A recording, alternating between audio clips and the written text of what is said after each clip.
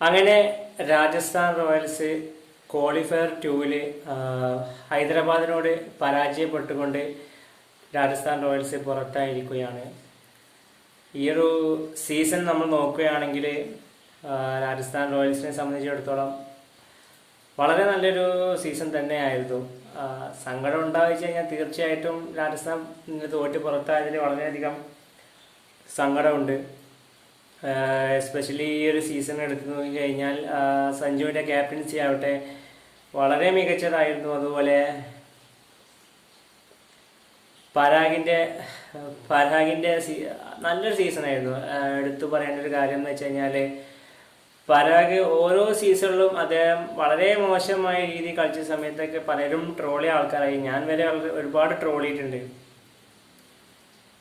പക്ഷേ ഈ ഒരു സീസൺ പരാഗ് വരെ അത്യാവശ്യം നല്ല രീതിയിൽ നല്ലൊരു രീതിയിൽ കളിച്ചു വന്നൊരു സീസൺ ആയിരുന്നു. അതുപോലെ നല്ല രീതിയിൽ ആദ്യത്തെ കുറേ കളികളിൽ നല്ല രീതിയിൽ ടീമിന് ടോപ്പിൽ വരാൻ സാധിച്ചിട്ടുണ്ടായിരുന്നു.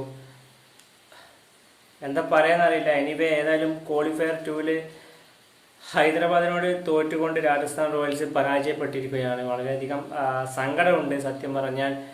ഒരു ടീമിൻ്റെ ട്രൂ ഫാൻ എന്ന നിലയിൽ വളരെയധികം സത്യം പറഞ്ഞാൽ ഡിസപ്പോയിൻമെൻറ്റ്, വളരെയധികം നിരാശയുണ്ട്. കൂടുതലൊന്നും സംസാരിക്കാൻ പറ്റുന്നില്ല. വളരെയധികം സങ്കടമുണ്ട്. എനിവേ ഏതായാലും നല്ലൊരു സീസൺ ആയിരുന്നു. നല്ല രീതിയിൽ തന്നെ പിന്നെ ഒരുപാട് സ്ട്രഗിളിംഗ് ആയിരുന്നു ഈ ഒരു പ്ലേ ഓഫ് മത്സരത്തിൽ. സഞ്ജു തന്നെ പറഞ്ഞിട്ടുണ്ടായിരുന്നു ടീമിലെ പല ആളുകൾക്കും പലരും അസുഖബാധിതരാണ്, ആർക്കും വയ്യ, അങ്ങനെ ആരും ഫുള്ളി ഫിറ്റല്ല, പലരും ഫുള്ളി ഫിറ്റല്ല എന്നൊക്കെ സഞ്ജു തന്നെ പറഞ്ഞിട്ടുണ്ടായിരുന്നു.